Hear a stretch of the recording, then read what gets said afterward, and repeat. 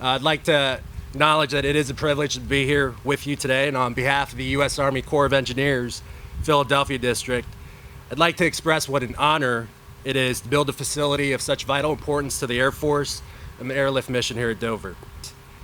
The facility will consist of a energy conservation and environmentally safe measures in accordance with the LEED practices in achieving the silver certification standard. So not only will it be a functional, improved facility for maintenance and hangar storage, but also it will be something that will allow us to be better stewards of our natural resources and our environment.